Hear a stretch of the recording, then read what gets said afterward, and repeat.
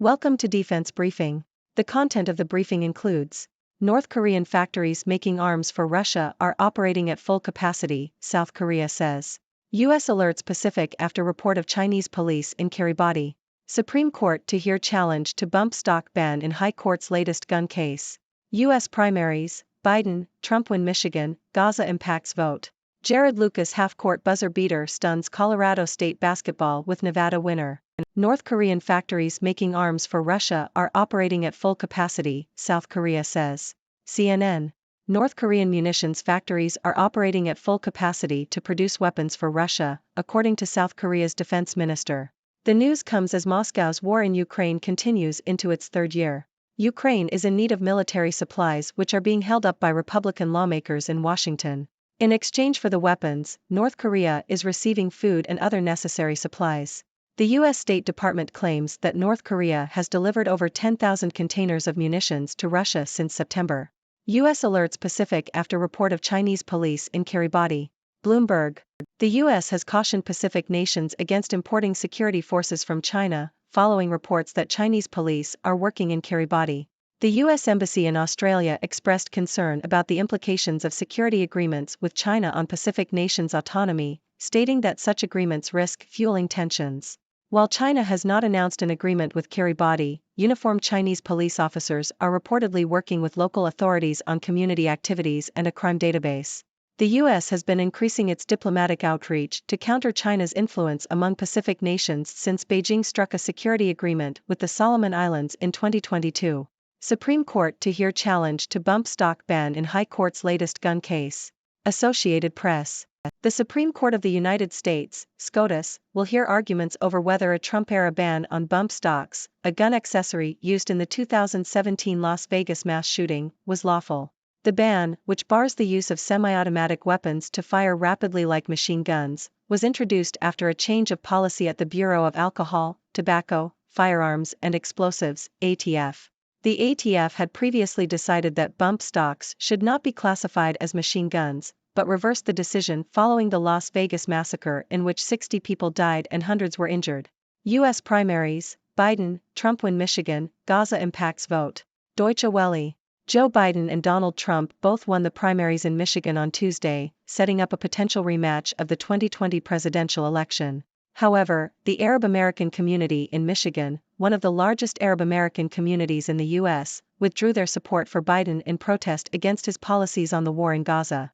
The Listen to Michigan movement, led by Palestinian-American Congresswoman Rashida Tlaib, aims to send a message to Biden by threatening to withhold votes for him in the swing state if he does not change his policies on the war. Some Arab American voters also stated that they would vote for Trump due to their disappointment with Biden's support for Israel in its war on Hamas. Trump has continued to dominate the early states, winning the support of most pockets of the Republican voting base. However, he has struggled to collect votes from moderate and college-educated voters. Jared Lucas half-court buzzer beater stuns Colorado State basketball with Nevada winner. Yahoo! The Nevada men's basketball team defeated Colorado State in a thrilling game on Tuesday night when Jared Lucas made a half-court buzzer beater to secure a 77-74 victory. The game had been tied with just 2.5 seconds left when Isaiah Stevens made a mid-range shot following two missed free throws from Lucas. However, Lucas redeemed himself with the incredible shot from half-court.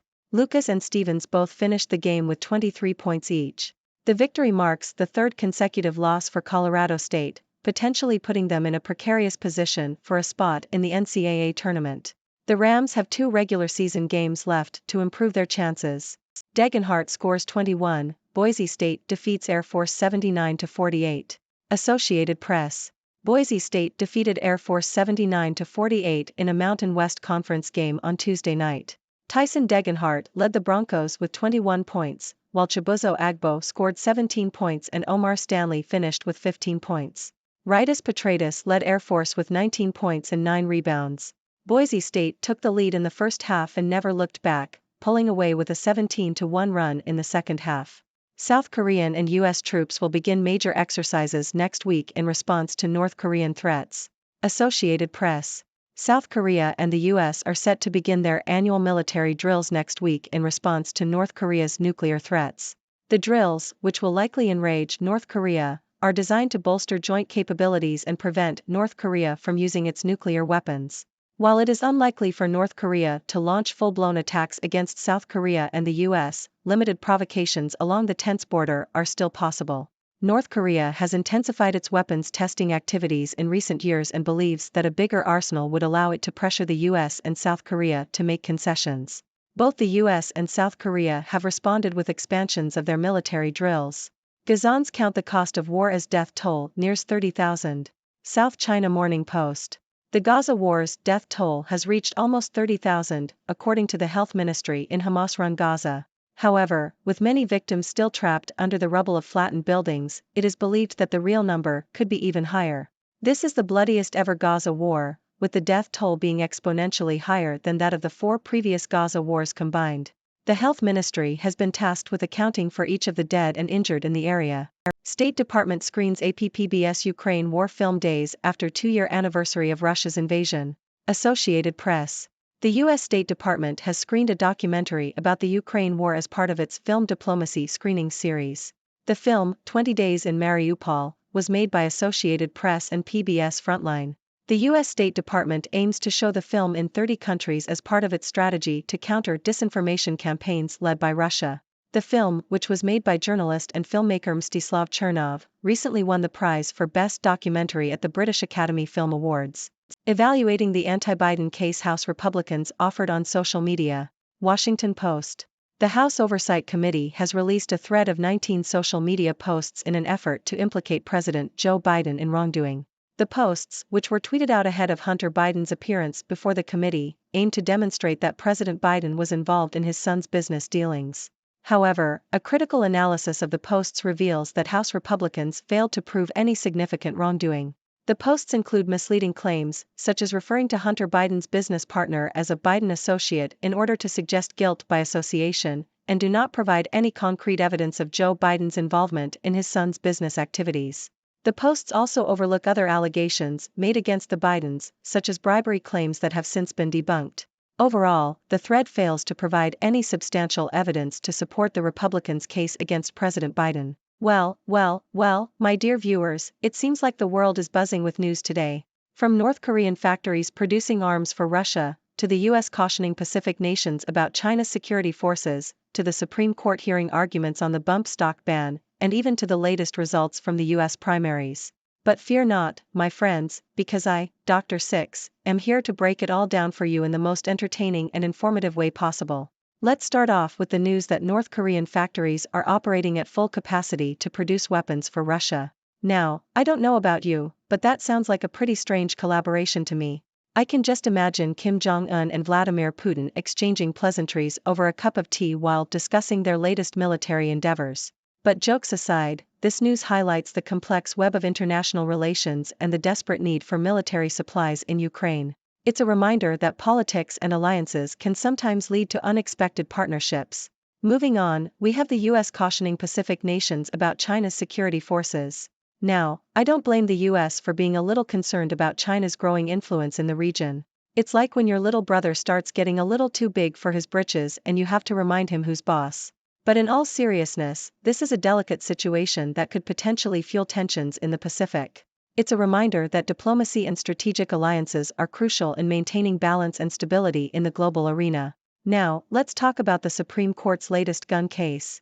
They will be hearing arguments on whether the Trump-era ban on bump stocks was lawful. Bump stocks, the infamous gun accessory that can turn a semi-automatic weapon into a rapid-firing machine gun. It's like giving a sports car nitro boosters. But in all seriousness, this case is important because it deals with the delicate balance between gun rights and public safety. It's a reminder that even in a country like the US, where gun ownership is deeply ingrained in the culture, there are limits to what is considered acceptable. And of course, we can't forget about the US primaries. Biden and Trump both won in Michigan, setting up a potential rematch of the 2020 presidential election. But what caught my attention is the Arab American community in Michigan withdrawing their support for Biden due to his policies on the war in Gaza. It just goes to show that even in the world of politics, nothing is set in stone. People's opinions can change, alliances can shift, and politicians have to navigate these complexities to secure votes. Now, my dear viewers, I've covered a lot of ground today, but I want to hear from you. What are your thoughts on these news stories? Is there anything that caught your attention? Do you have any burning questions for me? Let's open up the discussion and delve deeper into these topics. The floor is yours, my friends. And remember, stay curious, stay informed, and stay tuned for more from your favorite observer, Dr. Six. Until next time, thank you for tuning in. The content above showcases the latest briefing reports and analytical synopses, thoughtfully curated by the 6Do team. These insights stem from a wide array of reputable media outlets, think tanks, government sources, and specialized experts worldwide. We encourage you to explore these sources for a comprehensive perspective. Keep in mind that while the content may not always align with the official standpoint of 6Do Brief, it's not meant to be taken as absolute directives for decision-making. Comprising seasoned media professionals, learned scholars, and accomplished scientists, the 6Do team embodies a trailblazing, fully independent media entity. To customize 6Do Brief to meet your professional needs, you have the option to subscribe to a diverse array of briefings on our website, 6dobrief.com. Regardless of your location, you can conveniently receive 6Do Brief via email.